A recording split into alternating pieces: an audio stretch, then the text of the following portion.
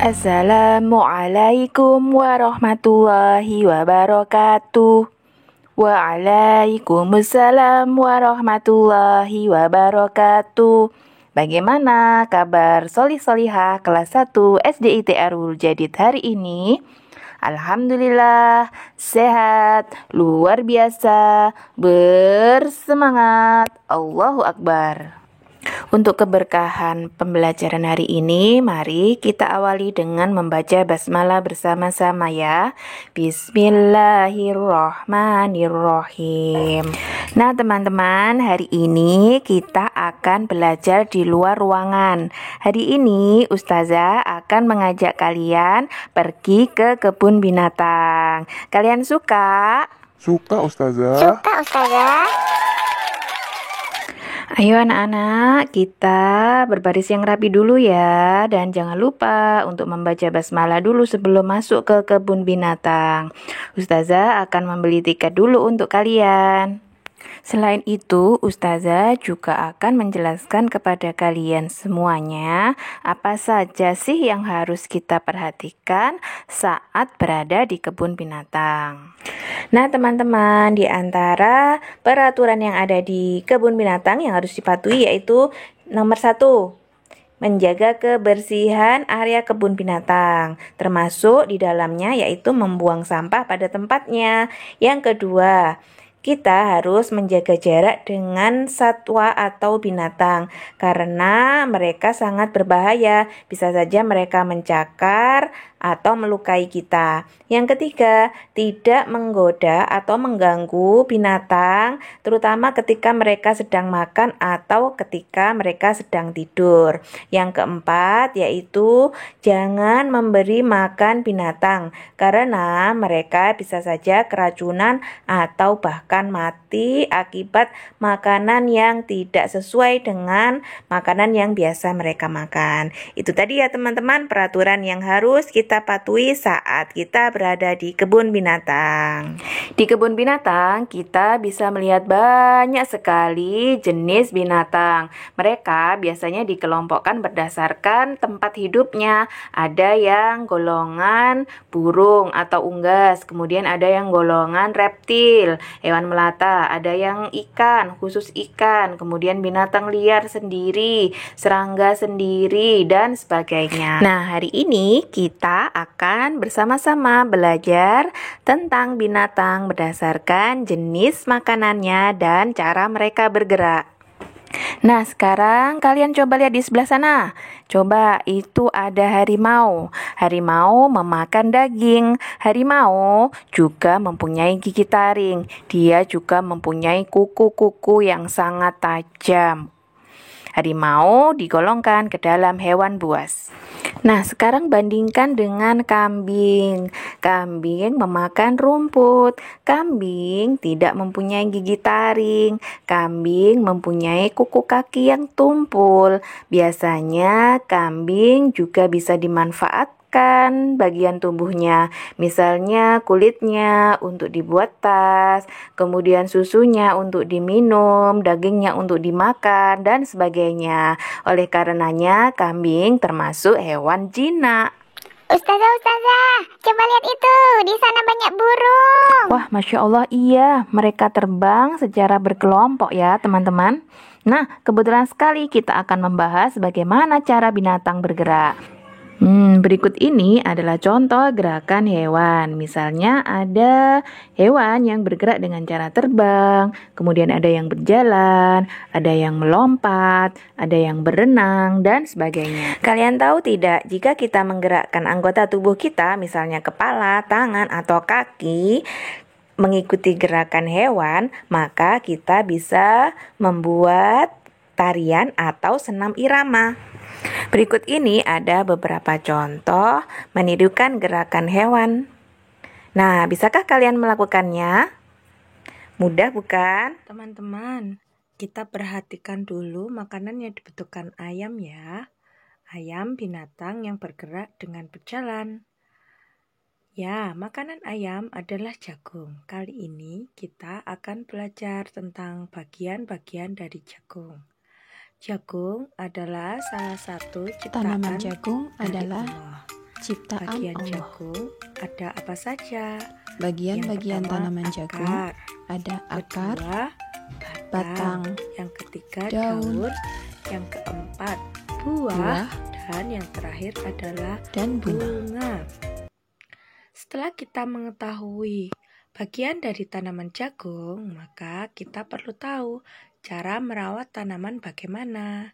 Yang pertama, pastikan tanamannya mendapat sinar matahari yang cukup. Siram di pagi dan sore hari. Beri pupuk secara berkala. Dan yang terakhir, bersihkan rumput atau daun-daun yang kering di sekitarnya. Nah, dengan begitu tanaman kita akan tumbuh dengan sehat. Merawat tanaman membutuhkan alat. Apa saja ya yang kita butuhkan? Ya, ada cangkul, ada sekop besar dan kecil, ada penyiram tanaman, sarung tangan, pot, dan lain sebagainya. Jika teman-teman berkebun, maka pakailah topi agar tidak kepanasan. Dan jangan lupa memakai sepatu boot agar kaki terlindungi dari duri atau batu. Nah, teman-teman, kita sudah mengetahui bagaimana cara merawat tanaman. Selanjutnya, mari kita belajar tentang gerakan tanaman. Baik teman-teman, mari kita berlatih gerakan tanaman. Jika Ustazah menyebutkan pohon kelapa berdiri tegak, teman-teman berdiri dengan tegak dan kedua tangan berada di samping. Jika Ustazah menyebutkan pohon tertiup angin sepoi-sepoi, gerakan badanmu ke kiri dan ke kanan secara perlahan. Ustazah menyebutkan tertiup angin badai, gerakan badanmu ke kiri dan ke kanan secara cepat. Dan jika Ustazah menyebutkan pohon kelapa roboh, kamu harus jongkok. Nah, bisa mempraktekannya ya teman-teman, bisa minta bantuan ayah dan bunda. Kita sudah belajar bagaimana cara merawat tanaman, maka setelah ini kita akan belajar bagaimana merawat binatang peliharaan dengan baik dan benar. Sebelum itu, kita membaca bersama bacaan tentang hewan peliharaan Beni ya teman-teman. Baik, bisa menirukan Ustazah. Kucing merupakan hewan yang ada di sekitar kita. Ada kucing yang berkeliaran di luar rumah. Ada juga kucing yang dipelihara di dalam rumah. Beni memiliki kucing peliharaan. Beni sangat menyayangi kucing tersebut. Beni selalu merawat kucingnya. Setiap hari, Beni memberi makan dan minum. Beni juga membersihkan badan dan kukunya. Kucing Beni bersih dan sehat. Beni senang bermain bersamanya.